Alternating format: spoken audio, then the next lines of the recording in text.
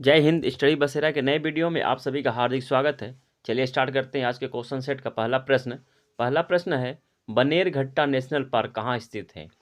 Option है option A Tamil Nadu, option B Karnataka, option C Madhya Pradesh, option D Maharashtra.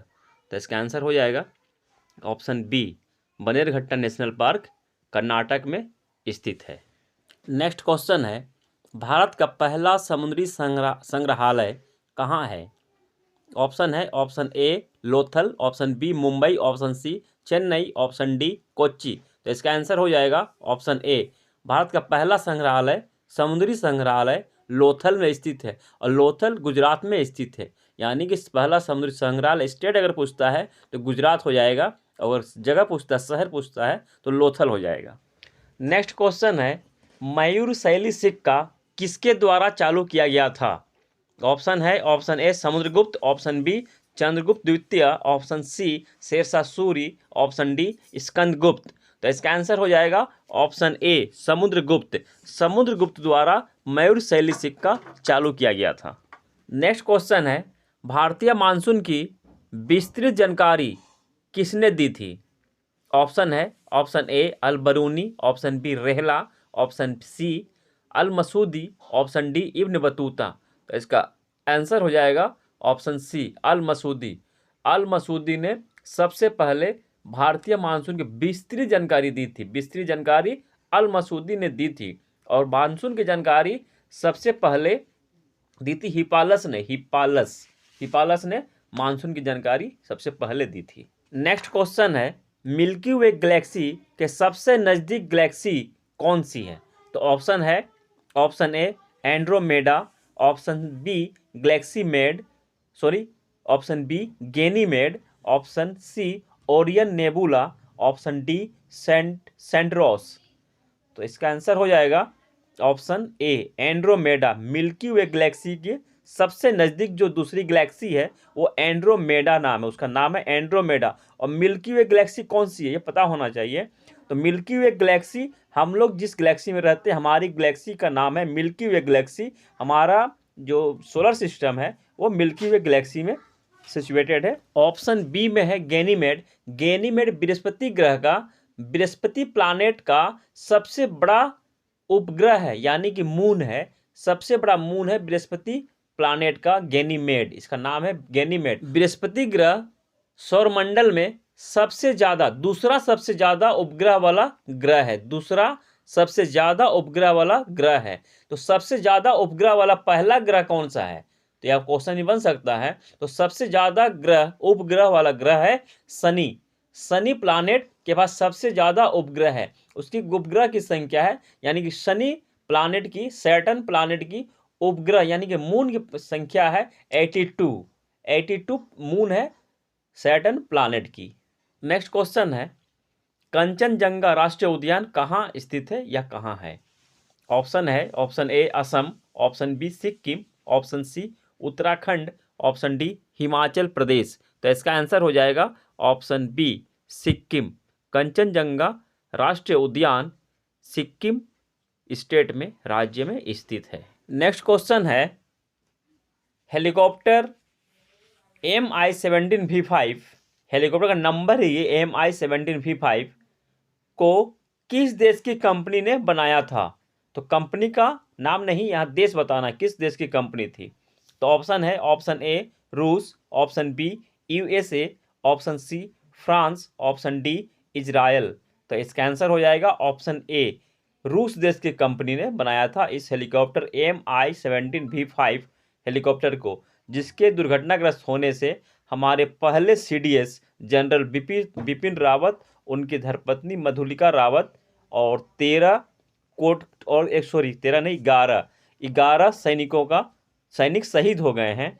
कुल तो 13 जन शहीद हुए हैं। जनरल बिपिन रावत का जन्म 1958 ईस्वी में उत्तराखंड में हुआ था। ये उत्तराखंड के रहने वाले थे और ये पहले CDS बने थे 2020 ईस्वी में, पहले CDS।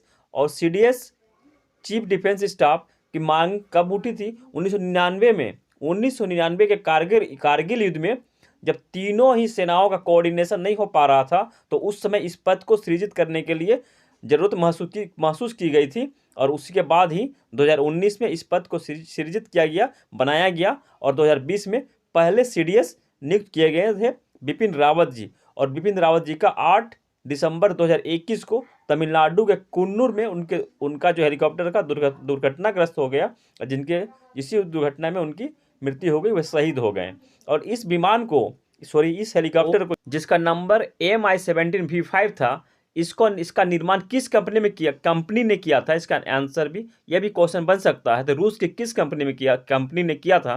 तो इसका आंसर हो जाएगा रूस की कजान कंपनी ने। कजान, इसे भी याद ध्यान में रख लीजिएगा, कजान कंपनी का नाम है। इस हेलीकॉप्टर को बनाने वाली कंपनी का नाम है कजान। यहाँ बहुत सारे क्वेश्चन बन सकते हैं CDS से।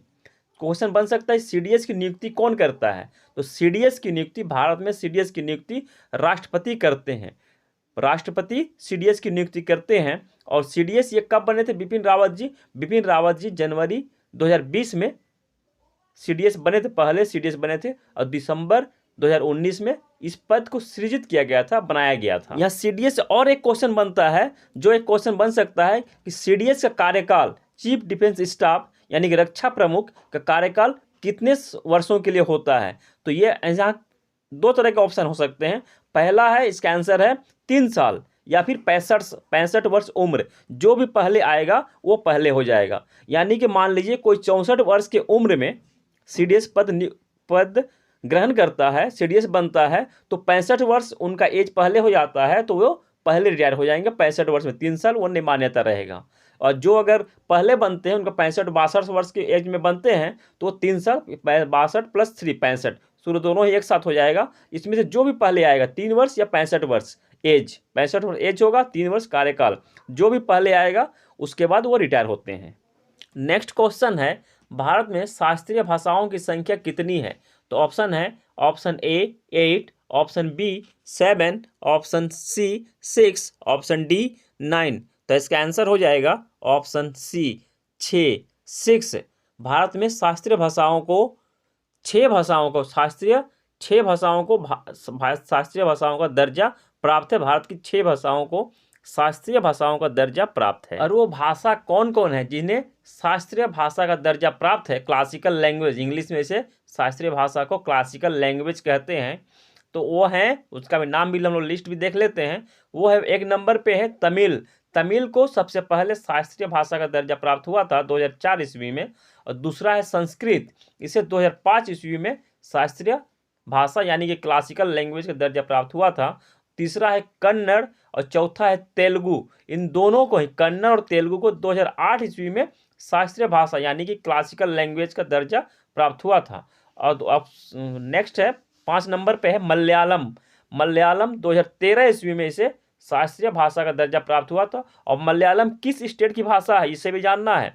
तो मलयालम कहाँ बोली जाती है? मलयालम केरल में बोली जाती है। और कन्नड़ कर्नाटक में, और तेलुगु आंध्र प्रदेश और तेलंगाना वाले एरिया में तेलुगु बोली जाती है। और 6 नंबर पे है, हम लोग 5 देख ले, मलयालम 5 नंबर पे था, जिसे कि 2013 में शास्त्रीय भाषा का दर्जा प्राप्त हुआ था। और 6 नंबर पे है उड़िया, जो कि उड़ीसा की भाषा है। और उड़िया को 2014 ईस्वी में शास्त्रीय भाषा यानी कि क्लासिकल लैंग्वेज का दर्जा प्राप्त हुआ। तो ये 6 जो है शास्त्रीय भाषा, जिन्हें कि शास्त्रीय भाषा का दर्जा प्राप्त हुआ, ये 6 भाषा हैं। नेक्स्ट क्वेश्चन है, भारत में शास्त्रीय नृत्य कितने हैं? तो ऑप्शन है, option A 9, option B 7, option C 12, option D 8। तो इसका आंसर हो जाएगा ऑप्शन D 8। भारत में शास्त्रीय नृत्य यानी कि क्लासिकल डांस 8 है। क्लासिकल डांस 8 है। वो कौन कौन है उनका भी लिस्ट में लोग देखेंगे। क्लासिकल डांस कौन कौन है और उनका संबंध किस स्टेट से है, वो भी हम लोग यहाँ समझ लेते हैं। दोनों साथ में ही हो जाएगा। तो सबसे पहले है भरतनाट्यम। सबसे पहला नाम आता है भरतनाट्यम का। तो पहला है भरतनाट्यम, जो कि तमिलनाडु स्टेट का क्लासिकल डांस है, शास्त्रीय नृत्य है।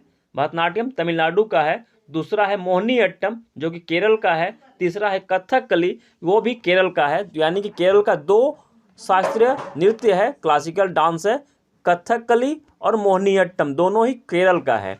और चौथा है कथक, जो कि उत्तर प्रदेश का उत्तर प्रदेश स्टेट का है, और 5वां है ओडिसी जो कि उड़ीसा का है, और 6 है कुचिपुड़ी जो कि आंध्र प्रदेश का क्लासिकल डांस है, और 7वां है 7 नंबर पे मणिपुरी जो कि मणिपुर स्टेट का है। ये तो कन्फ्यूजन नहीं है कि मणिपुरी मणिपुर।